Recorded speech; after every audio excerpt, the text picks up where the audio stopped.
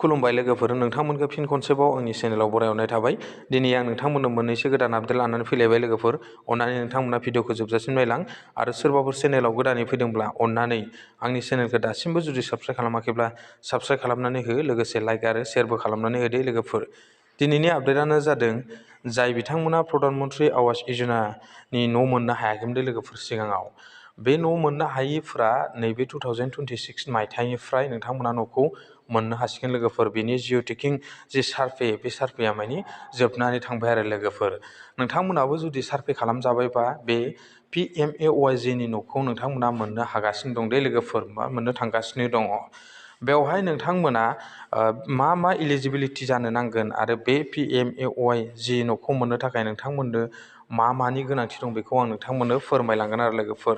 नोंथांमोना बेवहाय बे न'खौ मोननो थाखाय, बे PMAYG नि न'खौ मोननो थाखाय नोंथांमोना मोनथाम सिस्टेमाव मोननो हागोन दे रांखौ लोगोफोर। मोनथाम सिस्टेमाव नोंथांमोननो मोनथाम किस्ति सोनाय जागोन आरो बेवहाय गासै बेसेबां हाजार नोंथांमोना बेसेबां लाख फैसा मोननो हागोन नोंथांमोना आं फोरमायहरनि। नोंथांमोना बेवहाय बे प्रधान मन्त्रि आवास योजनानि जि न', बे न'आव नोंथांमोना गासै बेसेबां लाख मोननो हागोन नोंथांमोना 1,30,000 नोंथांमोना मोननो हागोन दे लोगोफोर।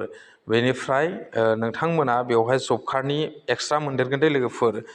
बेजों लोगोसे आरो नोंथांमोना बेवहाय गासै जि 2026 आव मोननो गोनां गासै न' बिगोमाफोरा जाहैबाय 30 लाख मायनि सुबुंफोरा बेवहाय न' मोननो हागोन आरो लोगोफोर। आं बेखौ नोंथांमोननो फोरमायहरखाबाय।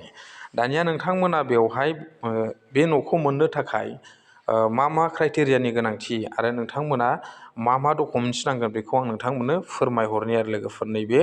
आं नैबेवहाय डकुमेन्ट्स रेकर्डआव थुनानै होनोसै आरोना।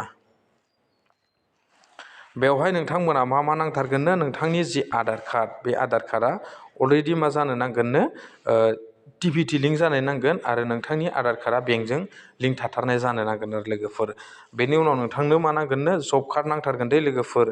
बेनि उनाव नोंथांनि जि बेंक एकाउन्ट डिटेल्स बेबो मानि आपडेट थानाय जानो नांगोन आरो। माने नोंथाङा फुराना एकाउन्टखौ होबा जानाय नङा। बेवहाय नोंथाङा रेगुलार जे एकाउन्टखौ बाहायबाय थायो बे एकाउन्टखौसो नोंथाङा बेवहाय होनो नांगोन दे लोगोफोर। आरो बेजों लोगोसे नोंथांमोना मा नांफाबावगोननो, सुइस भारत मिसननि नाम्बार नांगोन। SBM नि माने नाम्बार नांथारगोन आरो, सुइस भारत मिसननि नोंथांमोननि नाम्बार नांथारगोन, अब्लासो नोंथांमोना न'खौ मोननो हागोन आरो लोगोफोर। बेनिफ्राय नोंथांमोना मा खालामनांगोननो, नोंथांनि जि बेनिफिसारि, बे बेनिफिसारिनि गांसे एप्लिकेसन नांगोन आरो लोगोफोर। माने आरो नोंथांनि न'खराव जेबो न' मोननायनि सायाव जेबो जे गारि घरा फाक्का न' बायदिसिना थानो मोननाय जानाय नङा आरो लोगोफोर। बेखौ बिथांमोना फोरमायनानै होखादों आरो बेखौ आसामनि चिफ मिनिस्टार बिथाङाबो ससियेल मिडियानि गेजेरजों फोरमायखाबाय। नोंथांमोना नैबे 2026 मायथाइयाव बे न'खौ मोननो थांगासिनो दं होननानै फोरमायखादों दे बिथाङा। नोंथांमोना नैबे 2026 आव बे न'खौ मोननो हासिगोन आरो लोगोफोर, जाय बिथांमोना सिगांफोराव न' मोनबोआखै आरो जाय बिथांमोनाव रेसन कार्ड दं दे लोगोफोर। खिन्थु रेसन कार्डआ मेन्डेटरि थार दे लोगोफोर, रेसन कार्डखौ नांथारगोन लोगोफोर। बेजों लोगोसे नोंथांमोना जब कार्ड नांगोन। बे डकुमेन्ट्सआ गासिबो डकुमेन्ट्सआ थायोब्लासो नोंथांमोना बेवहाय इलिजिबिलिटि जानो हागोन आरो लोगोफोर। बेखौ आसामनि चिफ मिनिस्टार बिथाङा फोरमायनानै होखादों दे लोगोफोर। नोंथांमोना जुदि दासिमबो जुदि जब कार्ड गैयाब्ला आरो आधार कार्डजों जब कार्डजों जुदि लिंक गैयाब्ला नोंथांमोना लिंकखौ खालामनानै ला, नङाब्ला नोंथांमोना फैसा सोनायाव प्रब्लेम जाहैगोन दे लोगोफोर।